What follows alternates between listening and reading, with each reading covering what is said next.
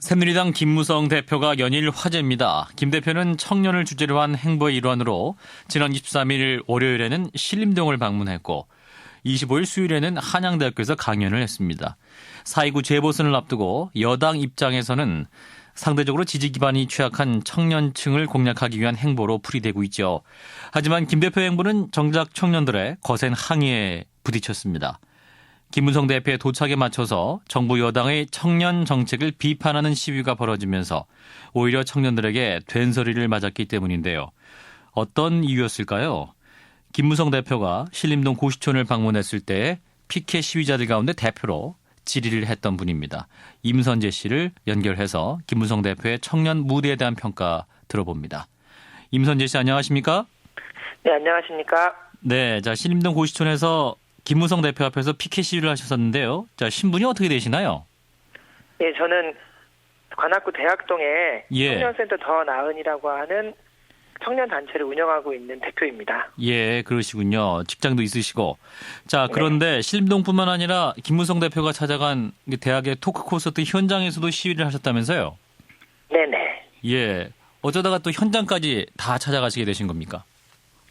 일단 지난 주말에 김무성 대표가 관악구 대학동에 온다는 뉴스를 들었고요. 예. 그래서 꼭 그 자리에 가서 김무성 대표님을 만나야겠다고 생각을 했습니다. 예. 그렇게 된 데는 김무성 대표님이 관악에 오기 5일 전에 고시촌에서 청년 한 명이 자살을 했습니다. 예.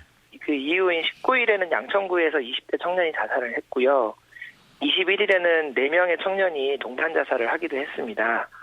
이런 식으로 청년들이 줄줄이 자살을 하고 있는 데에는 정부의 청년 정책이 실현되지 못하고 있기 때문에 청년들의 현실이 어려워졌기 때문이라고 생각을 하고요. 예. 그런데 이제 김무성 대표께서 청년들에 대한 사과와 자살한 청년들에 대한 애도를 취하는 것이 먼저 맞다고 생각했기 때문에 이런 청년들의 어려운 현실을 이해하기 위해서 찾아가게 됐던 겁니다. 네, 어떠한 일련의 정부 여당의 청년 정책에 대한 비판 의식을 갖고 가신 건데 그런데요, 김무성 대표는 일련의 피켓 시위를 두고 오래전부터 계획된 방해 세력인 것 같다 이런 비난을 했습니다.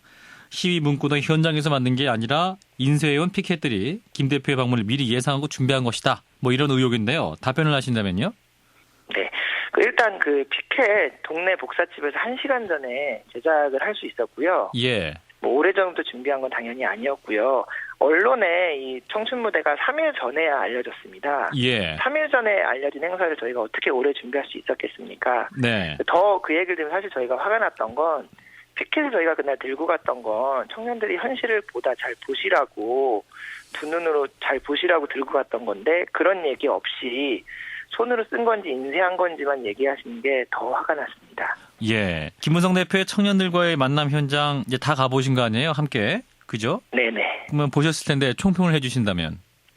긴 말이 필요 없고요. 선거용 정치쇼라고 생각합니다. 선거용 정치쇼다. 그러면 네. 청년들과의 만남에서 진정성이 전혀 없었다? 네. 적어도 제가 보기엔 그렇습니다. 왜 그렇습니까? 일단 한양대 같은 경우는 제가 직접 안에 들어갔던 게 아니기 때문에 이렇다 얘기하기 좀 어렵지만 예. 대학동에서 진행했던 청춘무대 같은 경우엔 새누리당 대학생위원회가 일단 준비한 행사였고 마치 저는 김무성 대표의 팬클럽과 다를 바 팬클럽 팬미팅과 다를 바 없었다고 생각이 들었습니다. 예. 그러니까 로봇 연기나 라면 맛있게 끓이는 법 그런 대화들이 오고 간 게 아닌가라고 생각합니다.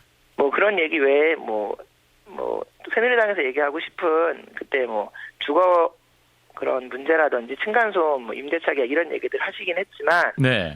사실 그 문제들이 청년들이 어려워하는 핵심적인 문제는 아니었다고 생각을 하고요. 예. 심지어 일방적인 임대차 계약에 대한 문제에 대해서 답변을 하셨을 때 청년들이 사회에 나가서 계약서 꼼꼼히 읽어봐야 한다. 사인을 한다는 건 책임지는 행위이기 때문에 잘 꼼꼼히 읽어봐라. 그런 대답을 하셨거든요. 네, 예. 그런 것들이 얼마나 청년들에게 진심으로 다가올지 별로 그렇지는 않다고 생각을 합니다. 그리고 저희도 들어가서 발언권을 달라 저희도 얘기하고 싶다라고 했을 때 이제 보좌관께서 막으면서 이 자리는 선발된 사람들만 들어갈 수 있는 자리고 자격이 없기 때문에 들어갈 수 없다라고 했었거든요. 예. 다시 말해서 새누리당 대학생위원회가 주최하고 새누리당의 입맛에 맞는 청년들로만 준비된 그런 행사였던 거죠. 선발된 학생만 들어올 수 있었다? 네, 사실은 뭐 그런 자리였죠. 자, 그런 가운데에도 이제 김무성 대표가 신림동 고시촌을 갔을 때 임선재 씨가 이제 질문할 기회를 얻으신 거잖아요. 네네. 예, 그래서 어떤 질문하셨죠?